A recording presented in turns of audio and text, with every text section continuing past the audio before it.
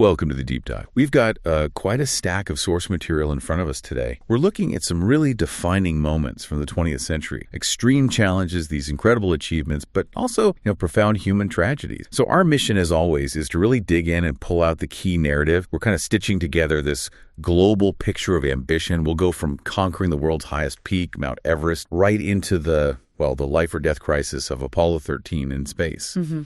And then we pivot looking at massive moments of war like D-Day, political terror under Idi Amin, and devastating industrial failures like Bhopal. It's a huge range, definitely. It is. It's a massive scope. But we're here to sort of give you the shortcut, the essential insights, and maybe some surprising connections between events that on the surface seem worlds apart. Yeah, and what's really fascinating when you look at all this together is how these completely different events, you mentioned Everest, D-Day, Bhopal, they're all fundamentally about human limits, aren't they? Absolutely. About ambition pushing those limits and the choices people make when faced with something that seems, impossible. It's like the entire 20th century was testing the boundaries, the technology, endurance, even morality. Okay, let's unpack this then. Starting with maybe the ultimate example of pushing boundaries, conquering the impossible, right? So Everest. Before 1953, it wasn't just a mountain, was it? It was almost mythical. The sources actually describe it as belonging to fairy tale and folklore. What made this 29,000-foot peak seem so utterly unreachable?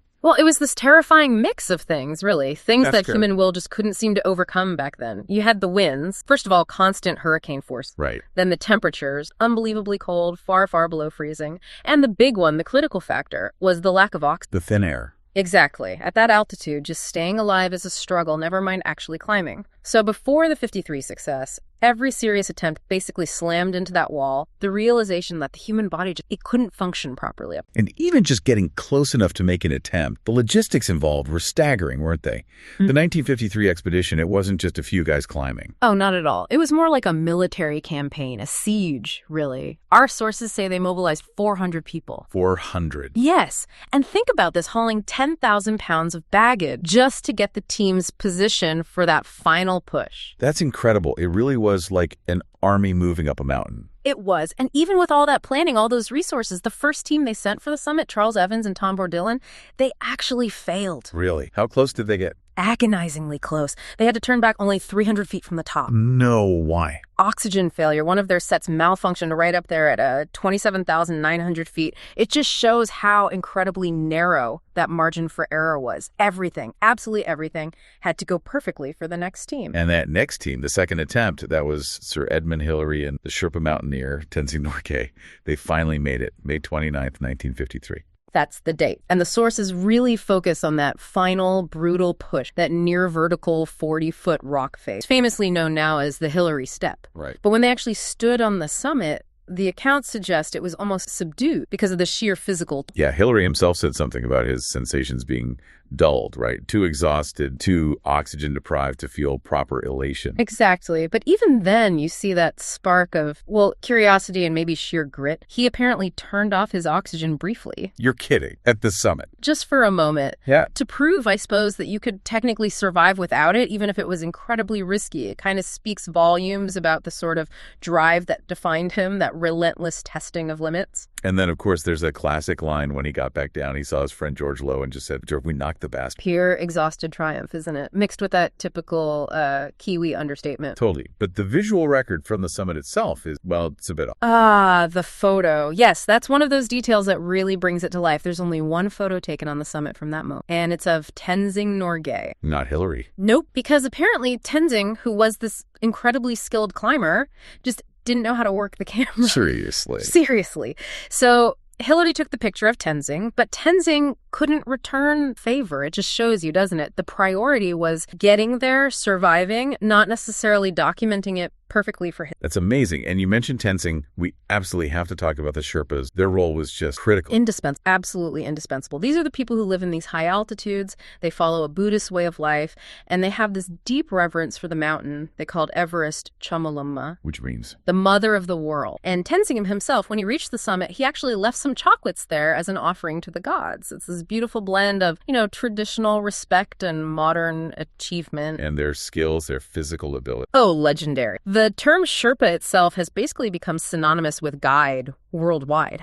It reflects their incredible hardiness, their mountain expertise, their navigation skills, and there's this whole scientific aspect too, this adaptation to altitude. Right, the genetic adaptation rumor. Let's get into that because it's fascinating how biology might play a role here. What's the theory behind them being sort of physiologically built for high altitude? Well, the rumor, or the theory, focuses on specific physiological traits that seem more common in Sherpa populations compared to people living at lower altitudes. Like what specifically? Things like potentially doubled nitric oxide production. Nitric oxide helps blood vessels dilate, which improves blood flow and oxygen delivery, even when the air is thin. Okay, that makes sense. And there's also talk about their lungs possibly having increased sensitivity to low oxygen, allowing them to breathe more efficiently. Now, it's not like every single Sherpa has these exact traits proven, but there is measurable evidence in many studies showing they have superior mitochondrial function. That's how cells produce energy, and they're generally more efficient at using the oxygen. So it explains these incredible modern records we hear about.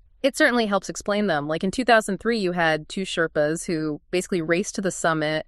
One did it in about 12 hours, the other in just over 10 hours. 10 hours. It's unbelievable. It's a speed that's just unimaginable for most climbers who aren't acclimatized or frankly adapted like that.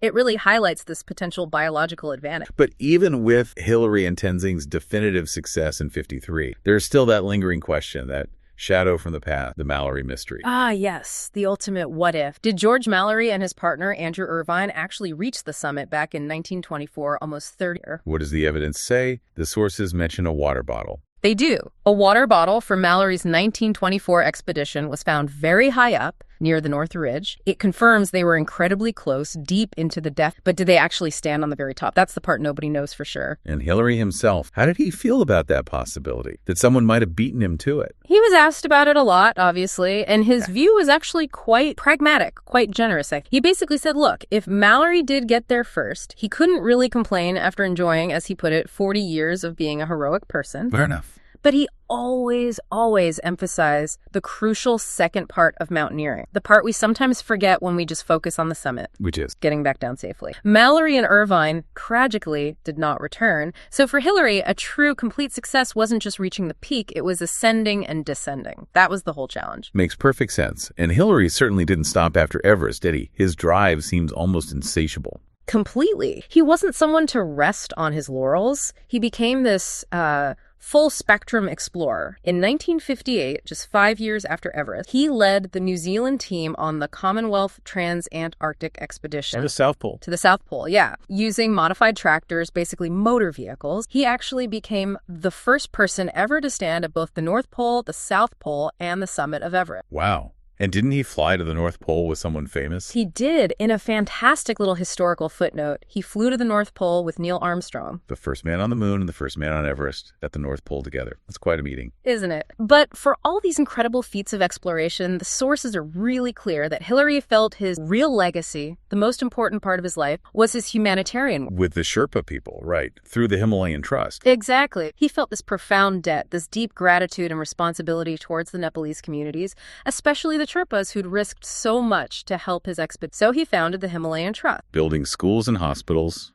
Yes, he saw education and healthcare as the keys, the tools that could genuinely transform lives, help Sherpa families build a different future, maybe escape the cycle of poverty often associated with that. It was a way of giving back directly. And tragically, Nepal, the place he dedicated so much to, was also the site of immense personal loss for him. It was. In 1979, his wife Louise and their daughter Belinda were killed in a plane crash near Kathmandu. They were flying in to help him with a hospital project. Oh, heartbreaking. It's incredibly poignant. But he continued the work. And he received huge recognition, of course, knighted by the KB, got the Order of New Zealand, made an honorary citizen of Nepal. His connection to that place and its people defined his later life far more than just the Everest summit. Okay, so from the highest point on Earth, let's pivot dramatically. We go from ice and thin air to the vacuum of space, and a crisis defined not by physical endurance, but by technological failure and pure ingenuity. Apollo 13. Right. Launched April 11th, 1970. And it's amazing to think this was only 9 years after the very first manned spaceflight. But by 1970, the sources suggest the public was already getting a bit,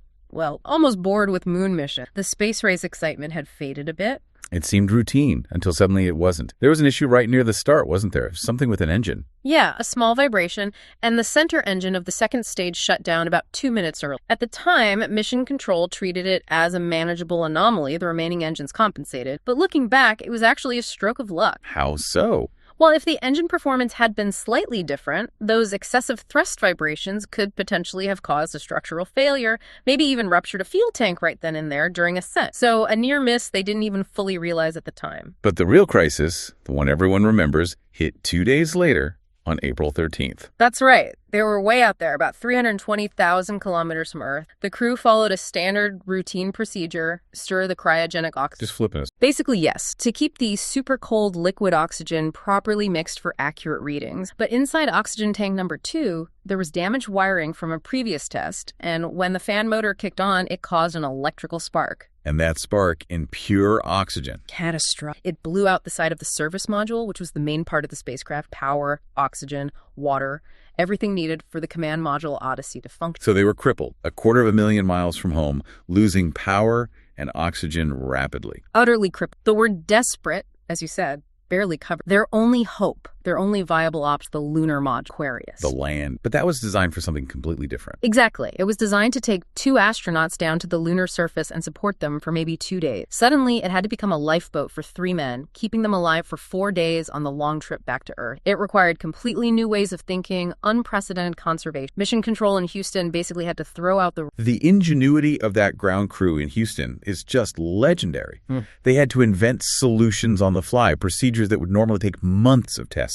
In hours, sometimes minutes. They were literally writing the procedures as the crisis unfolded. Let's talk about the CO2 problem. Yeah. That was the most immediate threat, right? The air becoming poison. Absolutely lethal. With 3 men crammed into the tiny lunar module, the carbon dioxide they were exhaling built up incredibly fast. They were essentially suffocating in their own breath. They had CO2 scrubbers, though. Canisters. Did. Lithium hydroxide canisters designed to absorb the CO2. The problem was the Odyssey, the command module, had plenty of spare square canisters, but the Aquarius, the lunar module lifeboat, round canisters. The square pegs wouldn't fit in the round hole, literally. So how did they solve that? This is the famous mailbox story. It is. It's probably the most iconic example of that MacGyver engineering under extreme pressure. Back in Houston, the engineers gathered duplicates of everything they knew the astronauts had available: onboard Aquarius plastic bags from spacesuit, cardboard covers from flight manuals, duct tape, hoses. Just odds and ends, basically. Exactly. Working against the clock in a simulator,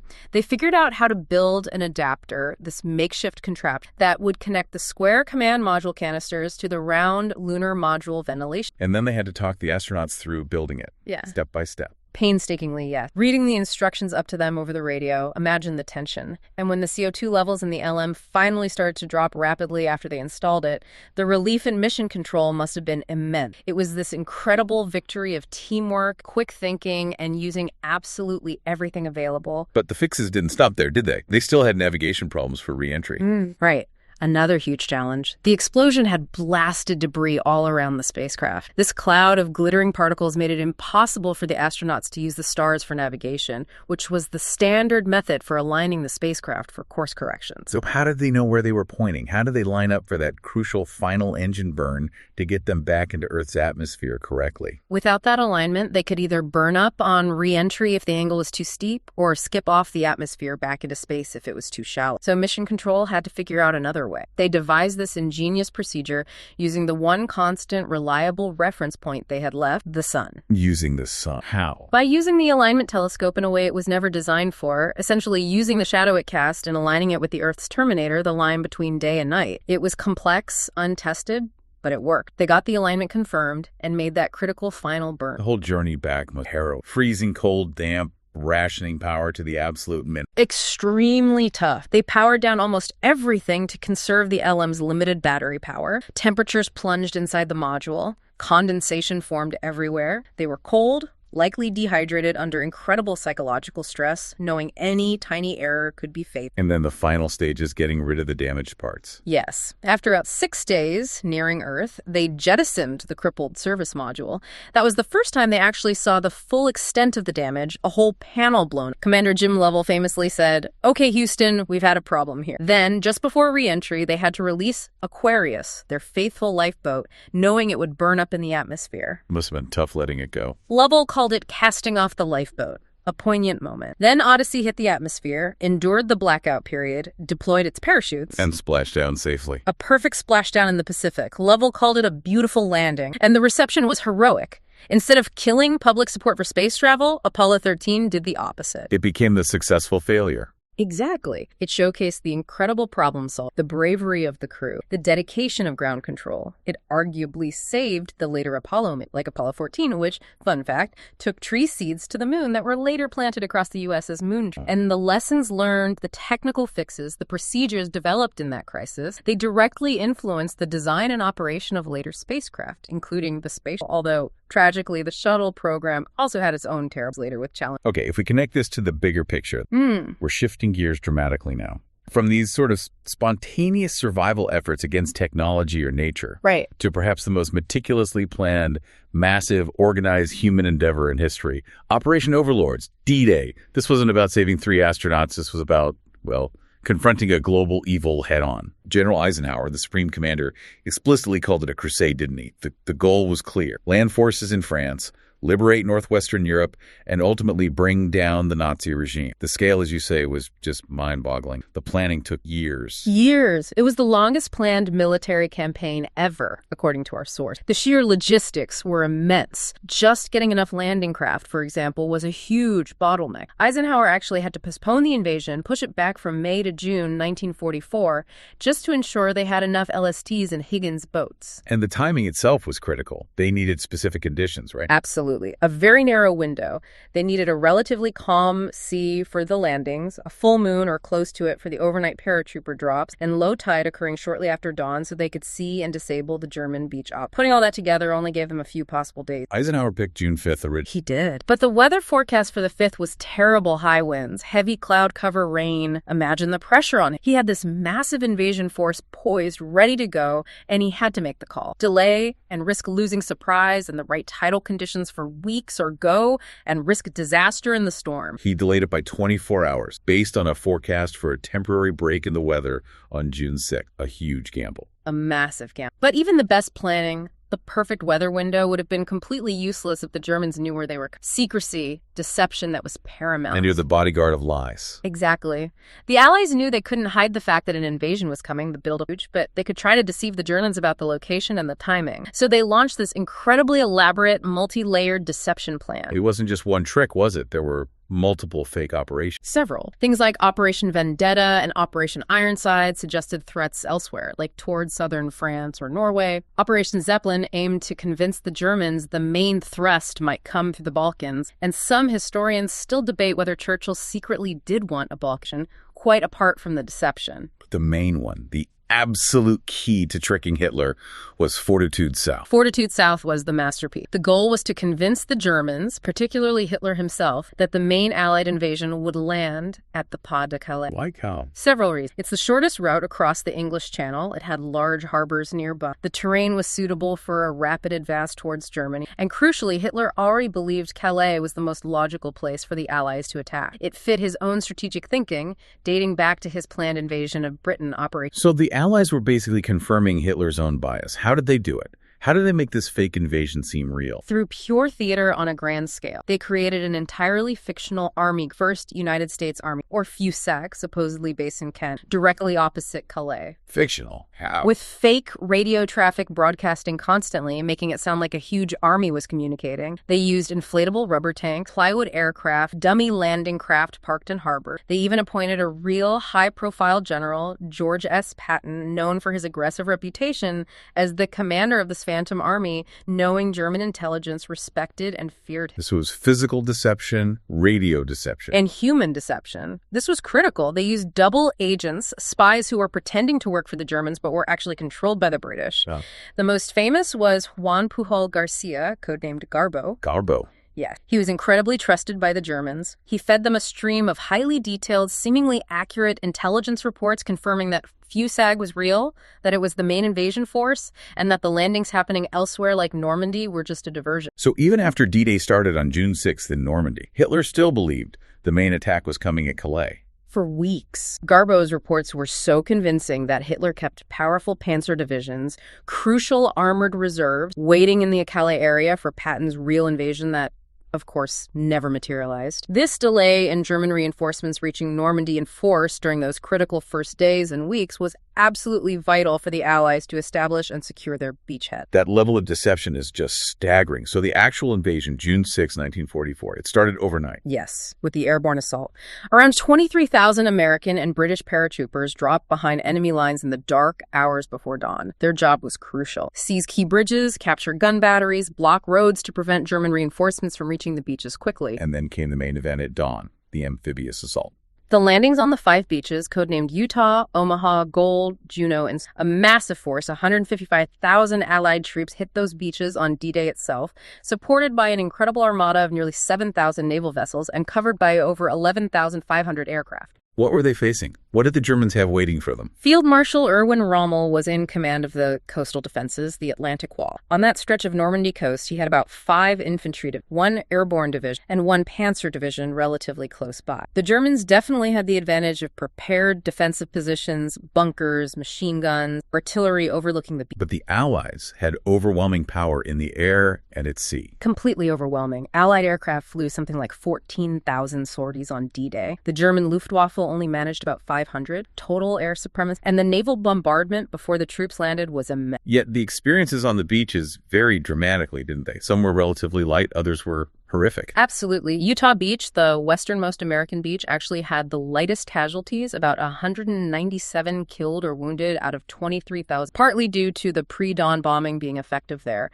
and partly due to a slight navigational error that actually put them ashore on a less heavily defended sector. Lucky break. What about the British and Canadian beaches? Gold, Juneau, Sword. Heavier fighting there. Juneau, the Canadian beach, was actually the second most heavily defended after Omaha. Gold Beach had a heavily fortified village right on the coast that caused significant problems. Sword Beach saw tough fighting too, but they generally made better progress in land on D-Day than the Americans at Omaha. And then there's Omaha. Bloody Omaha. Why was it so much worse there? A terrible combination of factors. The preliminary naval and air bombardment was largely ineffective at all. It missed most of the key German defenses hidden on the bluffs overlooking the beach. The currents scattered the landing craft. And crucially, the Americans unexpectedly ran into the veteran German 352nd Allied intelligence thought they were miles inland, but they were right there, dug in on the heights. So the first waves of American troops landed directly into a hail of machine gun and artillery fire. Exactly. With very little cover on the wide open. The casualties were horrendous. Around 2,200 Americans killed or wounded just on Omaha on D-Day. It was touch and go whether they'd even secure a foothold there. One GI famously described hitting the beach as becoming a visitor to hell. That quote just chills you. It really brings home that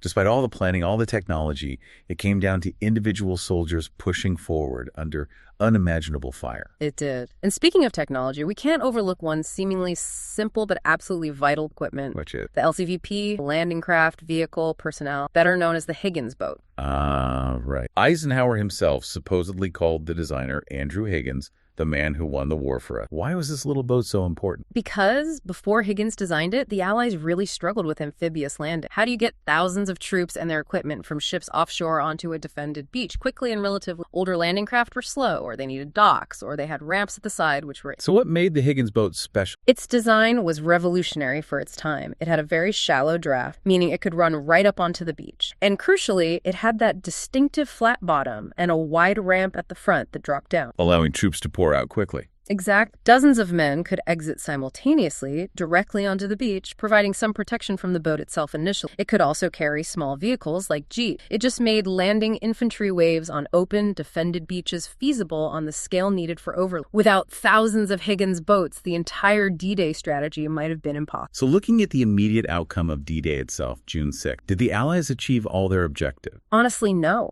As fell short of most of their initial D-Day, they didn't link up all 5 beachheads into one continuous front on the first day as planned. And they didn't push as far inland as they'd hoped. They aimed for about 9 miles in some sectors and achieved much less. But they got ashore, the lodgment was made.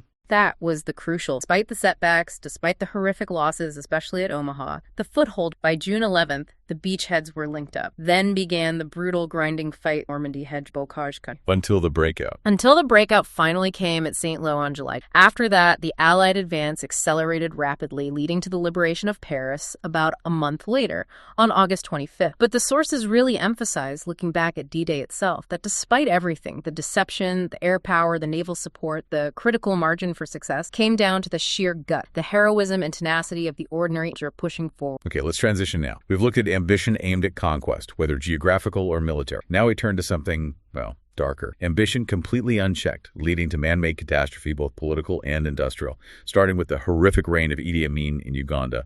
And this case raises a really disturbing question. How does a leader who is initially welcomed, I mean, the sources talk about people literally dancing and drumming in the streets of Kampala power. How does someone like that descend so rapid, brutal dictator responsible for mass atrocities? It's terrifying. Amin seized power on January 25, 1970. It was a military coup, timed it perfect. The prime minister at the time, Milton Obote, was out of the country, attending a conference in Singapore. And the public reaction initially was Yes, because Obote himself had become increasingly authoritarian. Uganda had started well after independence in 1962, seen as a model of stability. But Obote suspended the constitution, made himself president for life in 66, abolished the traditional kingdoms, forcing the Buganda king, King Freddy, into exile, and his regime was becoming corrupt. So when Amin came along, this charismatic army chief, promising to be just a caretaker, a soldier, not a politician. People believed him. Yeah. Or wanted to believe him. They certainly hoped. But that promise, as you said, just evaporated almost immediately. His 8 years in power became a reign of terror.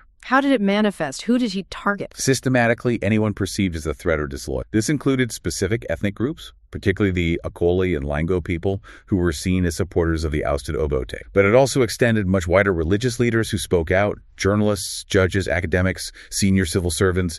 Basically, anyone educated or independent-minded was suspect. The numbers are horrifying. The sources estimate up to 300,000 people murdered or tortured during his rule. 300,000. In a country the size of Uganda at that time, it's almost incomprehensible. It wasn't just political opposition, it was wholesale slaughter. And alongside the physical violence, he inflicted massive economic damage, most notoriously with the expulsion of the Asian population. Ah, yes, the 1972 decree. That was a defining act of his regime, wasn't it? Absolutely. He gave Uganda's entire Asian community around 80,000 people, mostly Gujaratis of Indian origin, who had been there for generations, running businesses, working in professions, just 90 days to leave the country. 90 days, and they have to leave everything behind. Pretty much. He confiscated their businesses, their homes, their assets. His justification was that they were sabotaging the Ugandan economy and exploiting black Uganda. But the reality was he handed their businesses over to his crony, who mostly ran them into the ground. He effectively destroyed the country's commercial and industrial backbone overnight. So immense human rights abuses, economic devastation. How did the world react? With increasing horror and condemnation. His regime was widely labeled a human slaughterhouse. He became notorious for his erratic behavior, his bizarre pronouncements, his brutality. But international action was limited. It was the 1976 Entebbe crisis that really brought things to a head on the world stage. The Air France hijacking. Exact. Pro-Palestinian militants hijacked an Air France plane flying from Tel Aviv to Paris and forced it to land at Entebbe Airport in Uganda. Amin welcomed them, essentially collaborating with the hijackers, who held over 100 Israeli and Jewish passengers hostage. And then came the Israeli rescue mission. Operation Thunderbolt, a daring, incredibly successful commando raid where Israeli forces flew thousands of miles, landed at Entebbe, stormed the terminal, killed the hijackers and dozens of Ugandans and soldiers guarding them, and rescued almost all the hostages. What were the casualties? 3 hostages were killed during the raid itself, along with 1 Israeli commando, Yonatan Netanyahu, the brother of the future Israeli prime minister. All 7 hijackers were killed, and maybe 20 Ugandans, but there was a grim. 1 elderly hostage, 75-year-old Dora Bloch, had been taken to a hospital in Kampala before the raid. After the humiliation of the rescue, Amin's forces dragged her from her hospital bed and murdered her in reprisal. Just brutal. How did Amin finally fall? His downfall actually came from his neighbors. After Amin tried to annex part of Tanzania in 1978, the Tanzanian army, along with Ugandan exile groups who had fled Amin's terror, launched a full-scale invasion. And they succeeded. They did. The war lasted several months, but Amin's regime crumbled. As Kampala, the capital, was about to fall in April 1979, Amin fled by helicopter, first to Libya, then eventually finding refuge in Saudi Arabia. And he was never brought to justice? Never. He died in exile in Saudi Arabia in 2003. He escaped any trial for his countless crimes. But you mentioned earlier the impact beyond the immediate deaths, the loss of Uganda's brightest people. That had lasting consequences, didn't it? Absolutely. That's a crucial point the sources raise. When a regime systematically targets and eliminates its educated class, doctors, the engineers, the teachers, the administrators, the judges, you're not just killing individuals. You're destroying the institutional knowledge, the human capital required to run a modern society. So the infrastructure collapses, the institutions decay. Precisely. Uganda's recovery from Amin's rule was incredibly long and difficult, partly because that generation of skilled professionals had been decimated. The long-term social and economic cost of that kind of targeted purge is devastating and lasts for decades. Okay, let's shift from political terror to industrial catastrophe, but one with equally devastating human costs and arguably even longer-lasting environmental consequence, the Bhopal disaster in December 3rd, 1984. Still widely considered the world's worst industrial disaster, a massive leak of lethal gas from a pesticide factory owned by the American multinational Union Carbide Corporation, or UCC. And the sources are unequivocal. This wasn't just an accident. It was a result of systemic failures, negligence, and cost-cutting by UCC. Gross negligence is the term used. First, the location itself was questionable.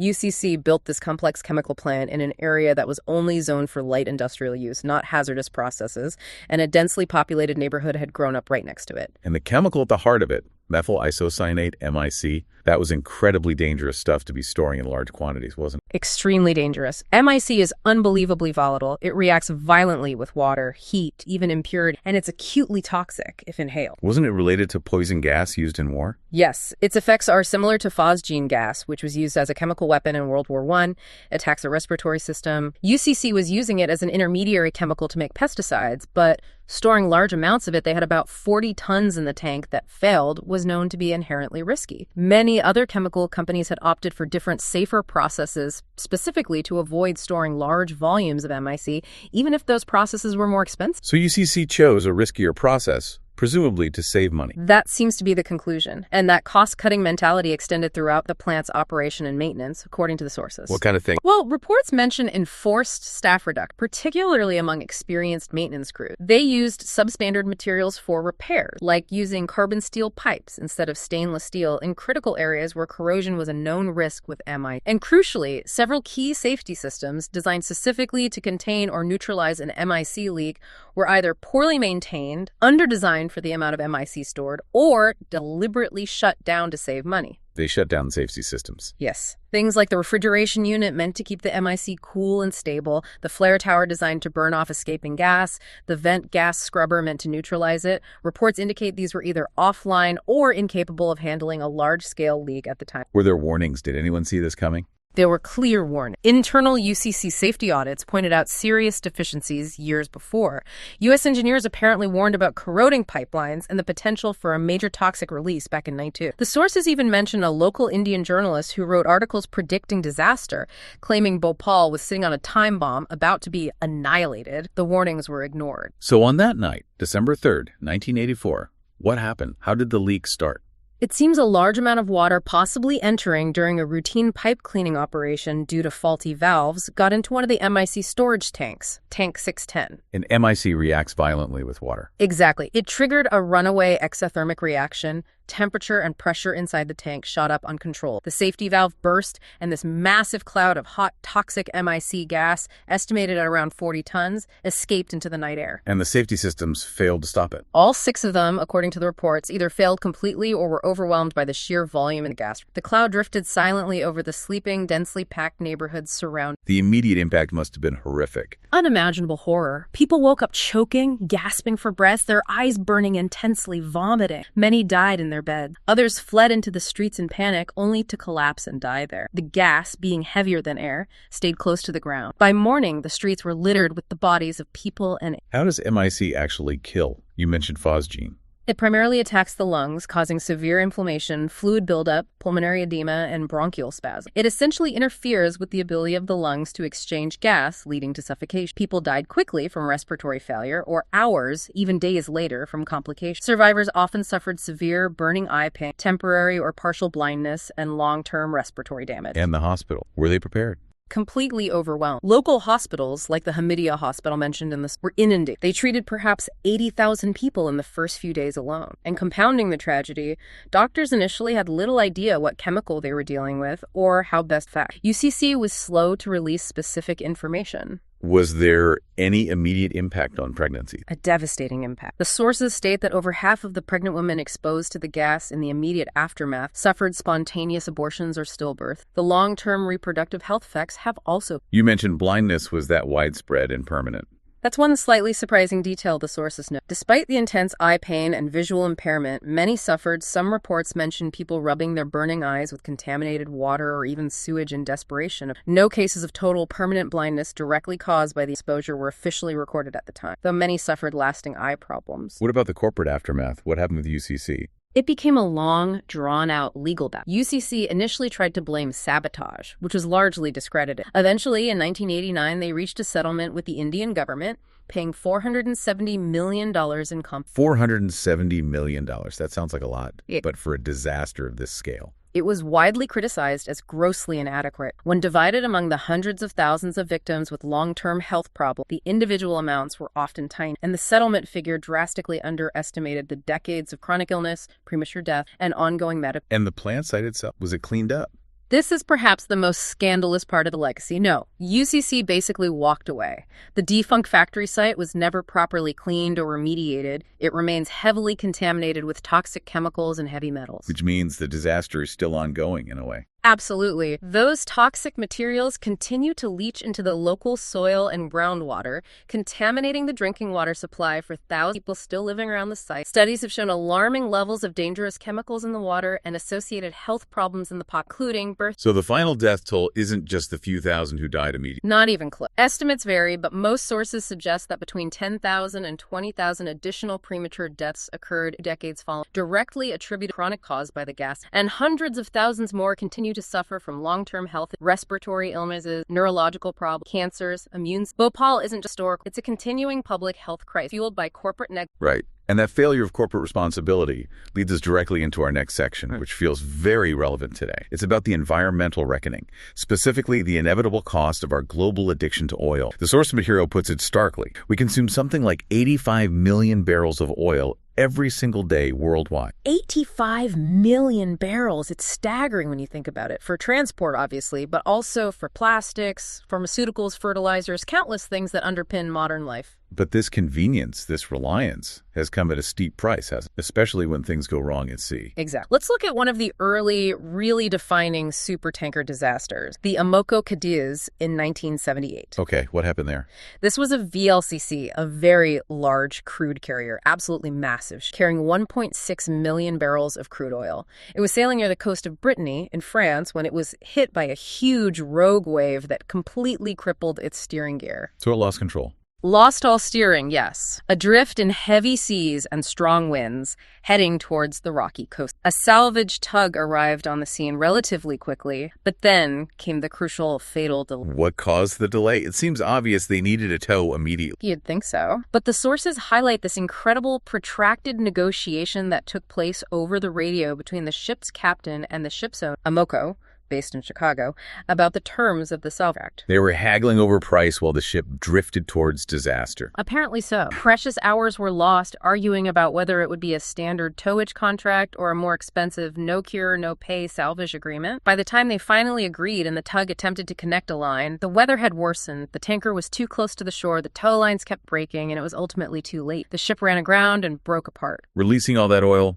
1.6 million barrels. Virtually all of it. It created one of the largest oil spills in history up to that. The oil spread relentlessly along the currents and winds, eventually contaminating over 320 kilometers, that's nearly 200 miles of the Brittany coast. And it formed that horrible chocolate mousse. Yes, that thick, sticky emulsion of oil and water that's incredibly difficult to clean up. The environmental impact was devastating. An estimated 37,000 birds were killed, and the sources note that typically less than 1% of oiled birds survive even after cleaning a tow. What about the local economy? Brittany's known for its fishing and shellfish. It was hit incredibly hard. Around 9,000 tons of oysters were contaminated and had to be destroyed. This was a massive blow, as Brittany accounted for about 15% of France's entire oyster production. The fishing industry was was crippled for years. Eventually, the French Navy actually had to sink the wreck of the Amoco Cadiz with depth charges because it was still leaking oil months later. A complete disaster, amplified by that initial corporate delay. And sadly, this wasn't an isolated incident, was it? This became a pattern. A depressingly familiar pattern. Just over a decade later, you had the Exxon Valdez disaster in 1989, Prince William Sound, Alaska. Even more in, perhaps. Certainly in North America. That spill coated around 1,300 miles of pristine Alaskan coastline. The ecological damage was immense. 250,000 seabirds estimated killed, plus thousands of sea otters, seals, eagles.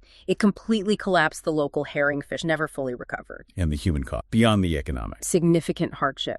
Bankruptcies among fishermen, increased rates of depression, substance abuse, even suicides were reported in the affected. And again, the legal aftermath was contentious. Huge $5 billion punitive damages award against Exxon was eventually slashed by the courts down to just $500 million after. Fraction of the initial. Exactly. It sent a message, perhaps, that the financial penalties for even catastrophic environmental negligence might ultimately be manageable for huge corporations. And the spills kept happening, getting even bigger in scale, like Deepwater Horizon in 2010. The BP Deepwater Horizon disaster in the Gulf of Mexico was terrifying on another level because it wasn't a tanker running aground. It was an uncontrolled blowout from an 8-seat oil. It gushed oil for months. How much oil? Estimates varied wildly, but some suggested it could have been leaking up to 100,000 barrels a day. Experts at the time genuinely feared it could cause irreversible damage, potentially wiping out marine life across vast areas of the Gulf and altering the ocean chemistry. So the common thread here is what? Accidents happen, but the consequences are amplifying. Accidents happen, yes. But the sources suggest a pattern of risk-taking driven by profit, inadequate safety measures or oversight, and then, after disaster strikes, a focus on minimizing financial liability rather than full remediation. The long-term consequences for the environment and affected communities are often, as one puts it, little understood and certainly long-lasting. Leading to this cycle of public anger and frustration, because the oil keeps flowing, the company often recovers financially, but the pollution, the ecological damage, the local economic impact that persists. It persists. It's the enduring, often hidden cost of our reliance on fossil fuel. Okay, for our final section, let's shift focus to a very different kind of figure from the late 20th century, but one whose life also embodies a form of ambition. Humanitarian ambition lived out under intense, almost unbearable pressure and adversity. Diana, Princess of Wales. A truly iconic figure. And the sources remind us of her background, born into the aristocratic Spencer family, but by her own admission, not academically gifted. She failed her O-levels twice. Right. She wasn't groomed for royalty in the traditional sense. She was working as a nanny, a kindergarten teacher,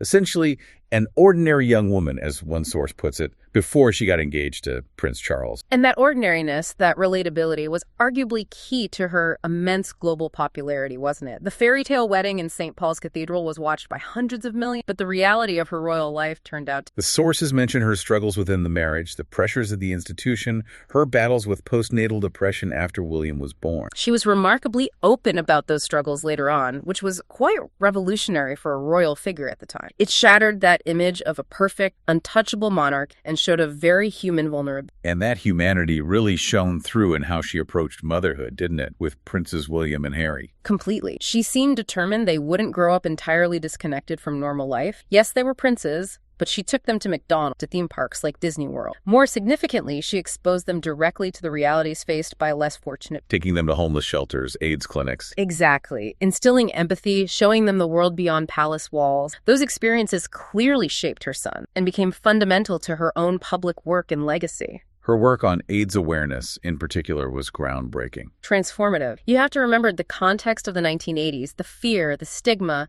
the rampant misinformation surrounding HIV and AIDS. People were terrified of even touching someone with the virus. And Diana famously challenged that directly. Physically challenged it. She became the first really high-profile public figure to knowingly shake hands with and, crucially, be photographed touching people living with HIV/AIDS, often without wearing gloves. She visited hospitals and hospices, sat on patients' beds, held their hands. She explicitly said things like, HIV does not make people dangerous to know. You can shake their hands and give them a hug. Heaven knows they need it. That simple act of touch must have had a huge impact on public perception. Immense. It helped to dismantle the harmful myths about casual transmission and humanize people suffering from the disease at a time when they were often ostracized. It was a powerful use of her platform. And she applied a similar, very physical approach to her campaign against landmines later on. Yes, the images of her walking through a recently cleared minefield in Angola in 1997, wearing a flak jacket and visor, became instantly iconic. That must have generated huge publicity. Massive, undeniable publicity for a cause that was often seen as complex or remote. She took it from being an arms control issue debated by diplomats to a clear, compelling humanitarian crisis about protecting innocent civilians, especially children. She faced criticism at the time, accused of meddling in politics, but her involvement gave huge momentum to the international campaign, which led to the Ottawa Treaty banning anti-personnel mines later that year. Her high-profile advocacy is widely credited with playing a significant role in building the public and political pressure that led to that treaty being signed shortly after her death. But throughout this period, her attempts to carve out a meaningful role, to live some semblance of a normal life after her separation and divorce, were constantly overshadowed by the media. The press obsession was relentless, wasn't it? She became arguably the most photographed, most pursued woman in the world. Every move was documented, scrutinized. It clearly took a huge toll on her. And ultimately, tragically, it contributed to her death. The circumstances are still debated by some, but the official narrative is on August 31st, 1997, the car she was traveling in crashed at high speed in the Pont de l'Alma tunnel in Paris while trying to escape pursuing paparazzi motorcycles. She died, along with her companion Dodi Alfayed and the driver, Henri Paul. Yeah. The only survivor was the bodyguard, Trevor Rees-Jones, who was severely... The crash unleashed this unprecedented global outpouring of billions watched her funeral. It was a... There were conspiracy theories pushed particularly by Dodi's father, Mohammed Al-Fayed. What did the official investigations conclude? After lengthy inquiries in both France and Britain, the final verdict, particularly from the British inquest in 2000, attributed the crash primarily to grossly negligent driving of the chauffeur, Henri Paul, who was found to have alcohol in his system and was speeding, and the pursuing paparazzi. While rejecting the conspiracy theories of assassination, the inquest clearly highlighted the role of the chase tragic outcome. So despite the controversies surrounding her life and death, what endures is the legacy she seemed most keen to create, her humanitarian impact. Absolutely. That's what she said she wanted to be remembered for. The Diana, Princess of Wales Memorial Fund was set up after her death, continued to support many of the causes she championed. And perhaps more importantly, you see her legacy carried on actively by her sons. Especially Prince Harry. Both princes, but yes,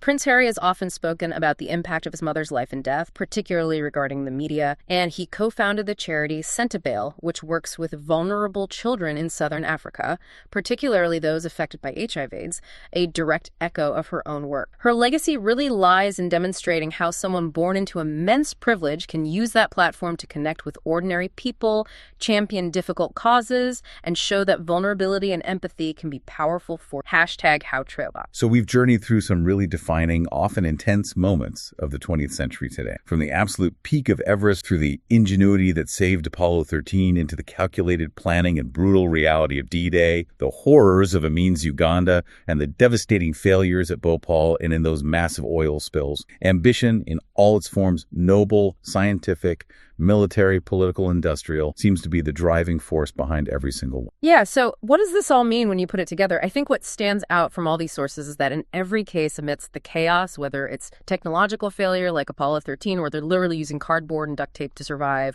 or moral failure like Bhopal, or even triumph like Everest, leading Hillary to dedicate his life to Nepal, human ingenuity and, crucially, moral choice are always Right. It's not just about capability, but about the choices made with that capability. Precise. Progress, survival, success. They demand not just clever technical fixes, but also ethical decisions, foresight, responsibility. The 20th century really was this constant collision, wasn't it? Right. Between humanity and these overwhelming forces, sometimes natural, like the sheer altitude of Everest, sometimes technological, like a faulty oxygen tank or runaway chemical reaction, and sometimes political or ideological, like the forces driving D-Day or enabling a dictator like Amin. And looking across all this source material, one thing that seems clear is that the greatest achievements, the biggest leaps forward, often come with these hidden, sometimes incredibly steep costs that aren't always paid immediately or by the people who made the initial decisions. That's a really crucial takeaway. Think about it. The oil spills eventually fade from the headline until the next one happens. But the ecological damage linked. The Bhopal disaster happened decades ago, but the toxic legacy is literally still leaking into the groundwater. poisoning new generations. So here's the final thought for you, the listener, to mull over. We celebrate the incredible drive for innovation, for exploration that we saw with Hillary with the Apollo program. But how do you truly measure success when the potential human and environmental price tag, as we've seen in cases like Bhopal or the oil spills, can be so catastrophically high and often falls on people far removed from the original venture? What responsibility do we collectively owe to the downstream consequence of our relentless pursuit of progress?